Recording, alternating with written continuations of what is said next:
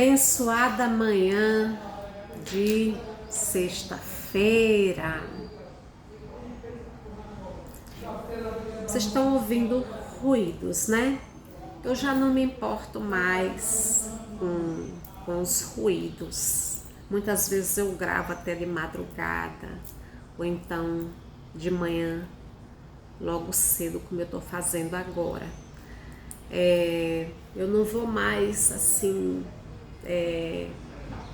ficar pagando design web para melhorar os meus vídeos, porque eu refleti, o Espírito Santo falou ao meu coração, meu anjo da guarda falou à minha mente e disse assim: Alba, quanto mais natural forem os seus humildes vídeos, né? Porque os meus conhecimentos de espiritualidade ainda são muito parcos, né? Ainda são muito humildes, eu ainda tenho muito que aprender. Mas eu fui tocada no sentido de que quanto mais natural, melhor. Né? Quanto mais nós somos naturais, falarmos com naturalidade, é melhor. Eu gostei dessa dica do meu anjo da guarda e do Divino Espírito Santo. Falar um pouquinho sobre a parábola do filho pródigo, tentar ser breve, né? É porque falar das coisas de Deus é algo tão lindo que às vezes é difícil a gente ser breve. O filho pródigo é o filho novo, o filho mais novo. Né? Tinha o filho mais velho e o filho mais novo. O filho mais novo não queria nada com a vida e vivia no campo com o pai. E o filho mais velho ralando, trabalhando, ajudando o pai. Até que o filho mais novo chega para o pai e pede uma parte da herança para ir embora. Ele queria ir para a cidade. E o pai, generoso, bondoso, mesmo sabendo que o filho estava equivocado, mas talvez ele quis dar essa oportunidade de aprendizado para o filho, né? Para ver onde ia dar a coisa, onde as coisas iam chegar. Então, pegou metade da herança e entregou para o filho mais novo. Hoje a gente sabe que as coisas não são mais desse jeito. Não funciona mais assim, né? Mas Jesus contou essa história. Nós já explicamos no vídeo anterior que uma parábola é uma história inventada por Jesus, criada por Jesus para ilustrar o ensinamento. Então, nessa parábola do filho pródigo, ele vai embora e acaba gastando tudo com prostituição, com amizades inadequadas, com lugares inadequados, com vaidades, com roupas caras, até que ficou sem nada. Quando perdeu tudo, quando não tinha mais nenhuma moeda, aí ninguém quis mais ser amigo dele. Então ele começou a ser rejeitado por todo mundo. Enquanto ele tinha dinheiro, todo mundo queria a companhia dele. Será que hoje é diferente? Será que as coisas mudaram? Será que as coisas não continuam do mesmo jeito, né? Muitas pessoas ficam do lado de outras só enquanto essa outra for útil, por interesse. Então, ele é extremamente desconsolado, sai da cidade, né? E é assim, chega a comer até lavagem de porcos. Vai trabalhar para um fazendeiro, é tratado muito mal, é tratado com desprezo, é humilhado. E é assim, nem ele comia pior do que os porcos, né, desse fazendeiro. A lavagem que ele comia era pior. Aí foi quando ele lembrou do pai. Então ele pensou o seguinte: vou voltar para a fazenda de meu pai. Mas olha só, ele voltou com um pensamento diferente. Ele não voltou assim, achando que o pai fosse recebê-lo como filho. Ele já estava humilde. Ele já tinha se humildado. O sofrimento fez com que ele se humildasse. A penúria fez com que ele se tornasse humilde. E muitas vezes é disso que nós precisamos, né? Levar uma lapada da vida para aprender a ser um pouquinho mais humilde, tolerante, paciente, compreensivo, uma pessoa mais empatia, né?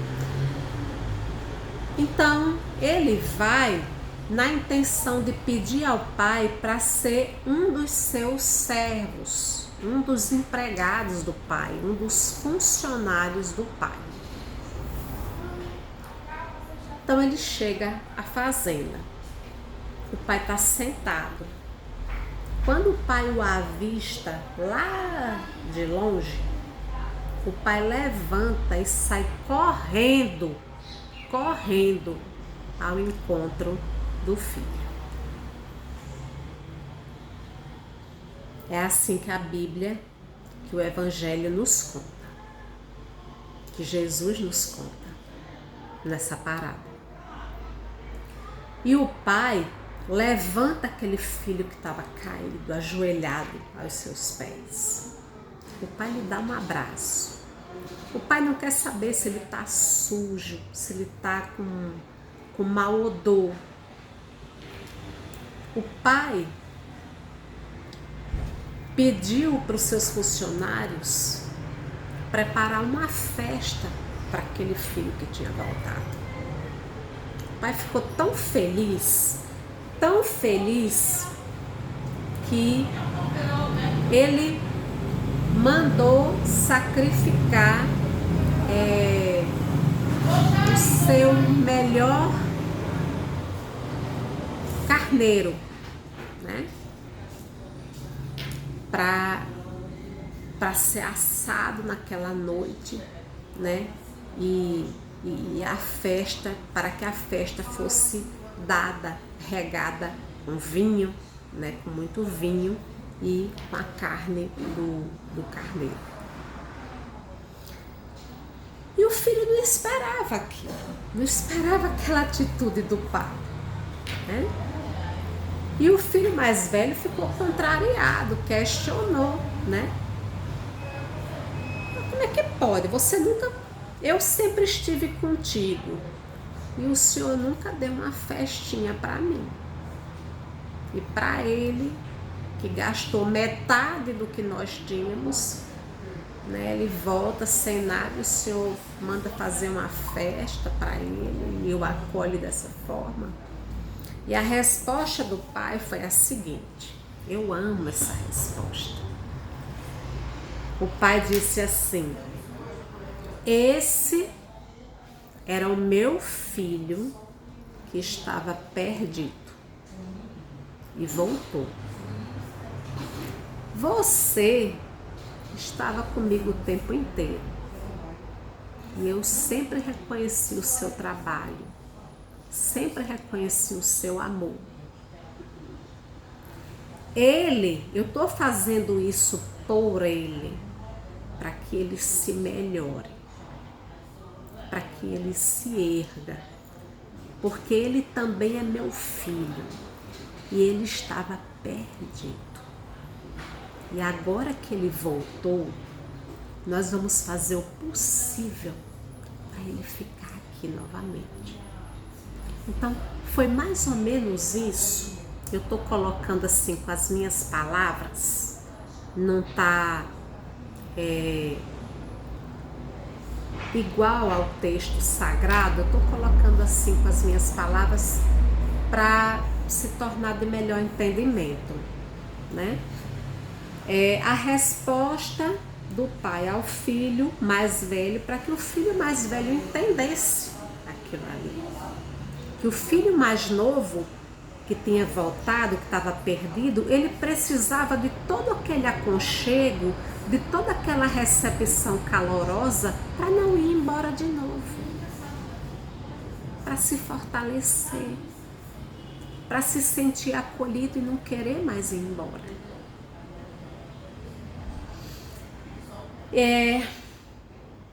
Quantas vezes somos nós os filhos pródigos? Quantas vezes eu fui esse filho pródigo que errei, né? E que voltei à casa do Pai, ou seja, que me reaproximei de Deus novamente. Através de uma religião, né? Mas lembrando que cultivar a espiritualidade, cultivar o evangelho no coração, esse voltar para a casa do Pai, não é só voltar para a igreja de pedras. Isso implica também numa mudança de vida, numa mudança de hábitos, né? Substituir deméritos por qualidades, por virtudes. Por virtudes. E aprendendo e praticando. Então, isso é voltar para a casa do Pai. E dentro do nosso quarto, dentro da nossa casa, nós podemos cultivar o Evangelho. Aliás, é o primeiro lugar que nós devemos cultivar o Evangelho, é dentro da nossa própria casa. Lá no nosso quarto, fazendo as nossas orações, rezando o terço lá com as bolinhas do terço. Quem não gosta de rezar o terço? Tem pessoas que, enfadonho, porque é repetitivo, mas aí faz a sua oração espontânea, conversa com Jesus. Também existem aquelas preces da igreja, aquelas preces já prontas, né? Por exemplo, a Ave Maria, o Pai Nosso, a oração de São Bento, a oração de São Miguel Arcanjo, a oração do Espírito Santo e tantas outras preces. Todos os santos têm a sua prece, tem uma prece para cada santo. Então são muitas preces, é uma riqueza, né? É uma riqueza de preces que tem na nossa querida Igreja Católica, não desconsiderando, né, o que os outros credos também oferecem de bom, né? Porque o mais importante é que a palavra de Jesus torne a pessoa um homem de bem. Quando eu falo homem de bem, eu estou me referindo ao homem, mulher, criança, adolescente, uma pessoa de bem. Isso é o mais importante.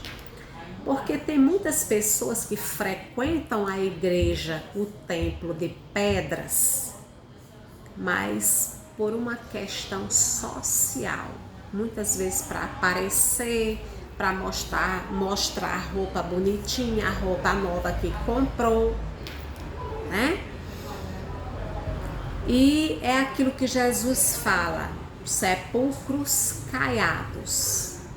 Por fora, a pessoa é uma santinha, é um santinho, né? Usa véu na igreja e tal, saia longa, vestido longo, roupa composta e tal.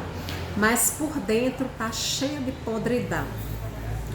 Por dentro não perdoa, por dentro não compreende. A inveja é uma pessoa tomada pela inveja. É uma pessoa destruída pela inveja, porque a inveja destrói a vida de qualquer pessoa. A inveja é destrutiva. A cobiça, a ganância. Então, sepulcros caiados. Então, o templo mais verdadeiro de Deus, a igreja mais pura de Deus, é aquela que está na nossa consciência e no nosso coração. Então, voltemos para a casa do Pai com sinceridade,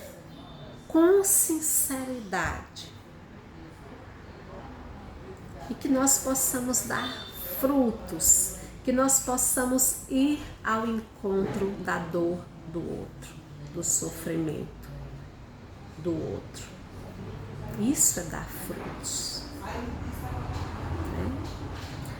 O simples fato, eu disse simples fato, mas não é simples. Uma oração que você faz por alguém, às vezes uma oração curtinha, pequena, você lembrou de alguém que está passando por uma dificuldade e você para em 5 minutinhos e faz uma prece por aquela pessoa. Isso também é caridade. Também é caridade. Caridade não é só dar o pão material. Caridade também é ofertar o sorriso. Um olhar alegre. A gentileza. Né? A caridade, ela pode estar no som, no tom da sua voz. A caridade, ela pode ser feita de 1000 formas. Né? E assim, uma grande caridade é você repassar conhecimento. Isso é muito importante. Muitas vezes, o que é que os templos e as igrejas fazem? Cadastram famílias, cadastram pessoas para receber cesta básica, ou então para receber sopa, né? A pessoa vai para receber aquilo que é material, mas ela não recebe só aquilo que é material, né? O ideal é que antes da cesta básica ser doada, antes dos pães serem entregues, da sopa ser ofertada, o ideal é que as pessoas que estão à frente daquele trabalho voluntário ali doem a palavra, ensinem